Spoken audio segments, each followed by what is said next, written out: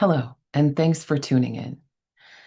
Whatever your current political stripe happens to be, however you view this current state of affairs, whether you think we're watching the dissolution of human rights and a great democratic republic, or whether you think we're entering a new golden age for America, either way, there's a lot to learn from those who worked in and around Capitol Hill during a time when compromise was the way of things, and elected officials generally liked or at least respected each other.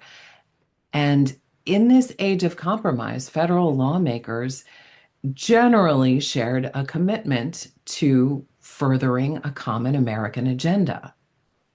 Hello, I'm Rachel Lewis Hilburn. And I'm about to talk with Michael Johnson, who witnessed that kind of bipartisanship firsthand when he worked on the Ford White House staff in the 1970s. He later served as press secretary and chief of staff to House Republican leader Bob Michel. After his congressional service, Michael Johnson joined the private sector. He worked as a lobbyist. He is co-founder and former board chair of the Congressional Institute. And he, along with Jerome Climer, is co-author of the book Fixing Congress, Restoring Power to the People. And in the spirit of full disclosure, Michael Johnson is also my mother's cousin, which makes him my second cousin, and he is not the 2025 Speaker of the House. Despite our different political leanings, we agree on the fact that it's time for Americans to let go of vitriol, learn or relearn some basic civics lessons, and seriously consider how we'd like our own government to function. In this first segment of a four-part series, Michael Johnson and I explore what we can learn from that bygone age of compromise in Washington, D.C. We look at how and when it started to disappear and what effect that had on the business of the American people. I hope you enjoy. Well, tell me, when you worked with Bob Michel, there was a spirit of compromise and negotiation in Congress that you talk about in your book. What was that era that is unknown to so many of us now? What was that like? Well, you're making me the ghost of Congress past here. Um, this was primarily during the Reagan years, and there are two strong elements here. One is our culture, our society. Both were different. There was a different moral grounding. There was a different relationship and sense of community. There was more religiosity during that time. So the outside influences on the process were different. And on the internal side, um, politics just wasn't personal like it is now. There wasn't the kind of name calling and character assassination and vitriol that there is now in not only just in Congress but in society in general. I'm not sure which one plays off the other, but it has become very pervasive. So that enabled the legislative process to take place when members of Congress kept themselves at a professional level. Um, they were able to get things done. When there was still an era of bipartisanship, because off the grid, members of Congress knew each other and were often friends across the aisle. That too enabled the process to work, and for the Reagan legislative agenda to get enacted. And it was historic in its both Reagan and H.W. Bush. His first term was historic in terms of what was accomplished policy wise. And you've pointed out in your book, Fixing Congress, that some of the most consequential legislation of our time, like the Social Security Act of 1935, Mm. Medicare 1965, the Civil Rights Act 1964, all of those passed with majority support from both parties. And it sounds like that was a hallmark of Bob Michel's kind of MO. According to uh, Roll Call described him as epitomizing the congressional old school in nearly every way. He prized collegiality, collaboration, civility, and courtesy as essential political virtues. And they report he was pushed aside in the 1990s for those very attributes. So, Hmm. so why did that start to change? And is that right that we can peg that to the 1990s?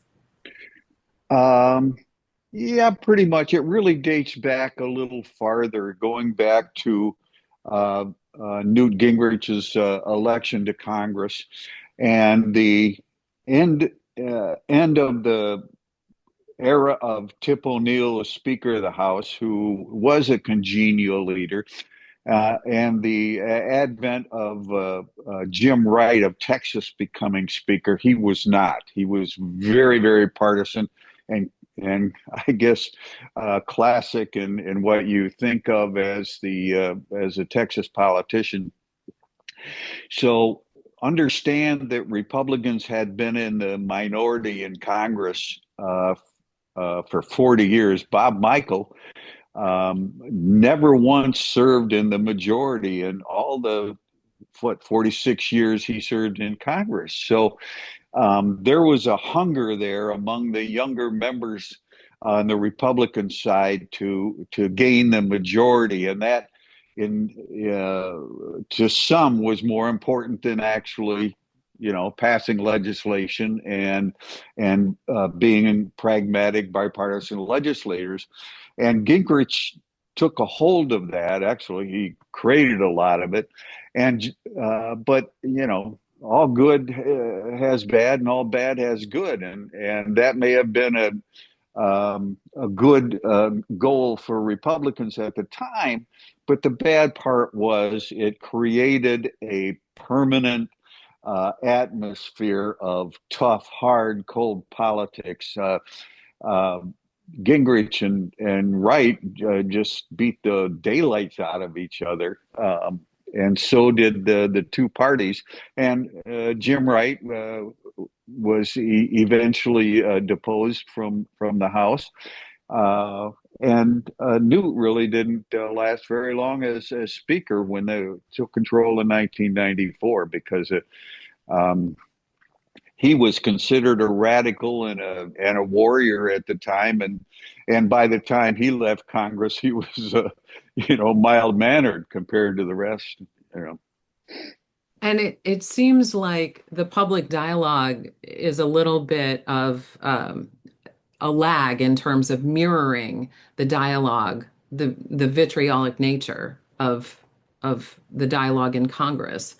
But that came along too. I mean, so we have these two um, kind of arenas for Mm-hmm. vitriol and disrespect and intolerance of other points of view, Mm-hmm. actually in the workings of Congress on Capitol Hill, and then just among regular folks. And so Right.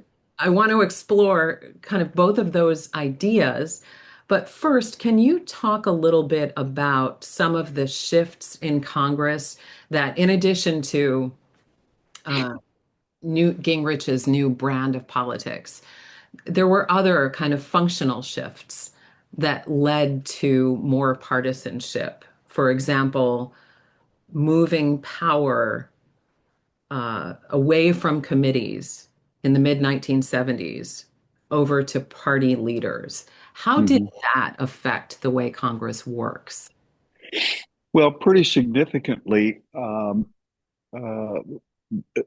we we have throughout our history had periods where the executive was much more formidable than the Congress or the judiciary, and we've had times when Congress was much more formidable than the executive, than the president. Uh, in that period of time when bipartisanship was still alive, there was a kind of understanding that the real legislative work uh, began in the committees and came out of the committees because they dealt with issues a very substantive way. And there are so many influences that came to bear on this, but uh, gradually the political process that surrounds, builds up the legislative process became a soundbite existence. And the more it was necessary to deal with the national media and create national issues and national division in order for Republicans to gain control, um, the uh, really center of gravity for the power in Congress turned to the leadership. And because you needed a face, you needed so the speaker became that face and became that drive. Can you talk a little bit about just the Speaker of the House's job and what some of the dangers are of having a very strong Speaker of the House, which is actually what we're seeing today? Yeah, except that the Tip O'Neill was a powerful Speaker of the House because he had majorities in the House of 45 members.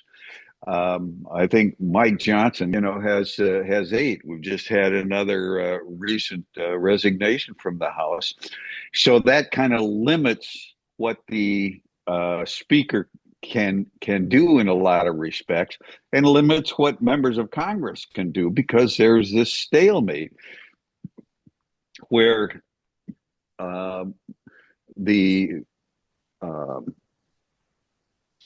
uh, center of decision making can really be controlled by a dozen members of Congress or 20 members of Congress rather than the whole body. And those who have control over the House now, and to an extent the Senate, are the extremes of both parties. They have, and so many of those in those extreme wings of the parties really don't have the kind of dedication to legislating. They would rather die on their sword than compromise to get something done. They don't have a sense of commonality in the interests of the country over their own ideological purity. So that has taken much of the emphasis away from the committees and away from serious legislating. You talk a lot about that in the book, about how party loyalty is rewarded, and that's sort of the way of things. Mm-hmm.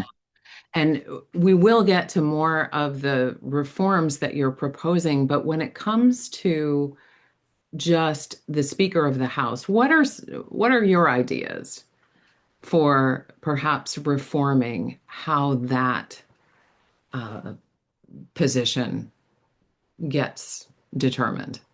Well, you kind of answered your own question because a key to that is restoring the authority and integrity of the committee system, so that more legislators have an opportunity to participate in that system, uh, bring amendments to the floor, and really be engaged, beyond the rhetorical exploits, that they depend upon to get reelected. And John Boehner, when he was speaker, he had a lot of flaws, but he really believed in that. He wanted to weaken the leadership control over things and get it back to where it belongs. Uh, and I think that is the key to the speakership. And the other thing is that we really need to have in leadership, in the speakership, individuals who have character and honesty and moral grounding and commitment to a national ideal and a national agenda. Michael Johnson is the author of Fixing Congress, Restoring Power to the People. I hope you'll join us in the next segment when we explore the role and the impact of media on politics. For Encore, I'm Rachel Lewis Hilburn. See you next time.